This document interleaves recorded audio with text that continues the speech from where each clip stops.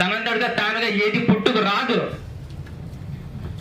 So ఈ ప్రశ్నకి నాకు సమాధానం మీరు చెప్పకూడదన్నా, కేవలం జీవితం కావాలని మిమ్మల్ని అడుగుతున్నాను. వాళ్ళు అడుగుతున్నాను, అడుగుతున్నాను మిమ్మల్ని. రైట్, దీనికి ఆన్సర్ నేను ఆల్రెడీ చెప్పాను నేను. ఎందుకంటే మీరు స్క్రిప్ట్ పట్టుకుని, అంటే నా డ్రీమ్ ఒకటి మళ్ళీ చెప్తాను నేను. డ్రీమ్ ఎలా ఉంటుందంటే 200 సినిమాలు అనౌన్స్మెంట్ చేశాను కదా, జనరల్గా ఎవరైనా చేస్తుంటే నవ్వుతారు. స్టార్టింగ్లో నేను చేసినప్పుడు కూడా అనౌన్స్మెంట్ చేసినప్పుడు నవ్వి ఉంటారు చాలామంది. మీ నవ్వులే నాకు అక్షింతలు, గుర్తుపెట్టుకోండి. నేను నవ్వులకి వాటికి బ్యాక్ స్టెప్ తీసుకునే మనిషిని కాదు, ముందుకు వెళ్తూనే ఉంటాను. సో 200 సినిమాలు అనౌన్స్మెంట్ చేసిందే మీలాంటి ఆర్టిస్టులు, టెక్నీషియన్లు బాగుపడాలి.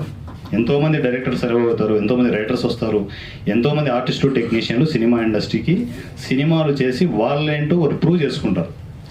ఆ ప్రాసెస్లో 200 సినిమాలు అనౌన్స్మెంట్ చేశాను. దాంతోపాటు నేను కొన్ని హైడ్ చేయొచ్చు, చాలామంది హైడ్ చేస్తారు కొన్ని.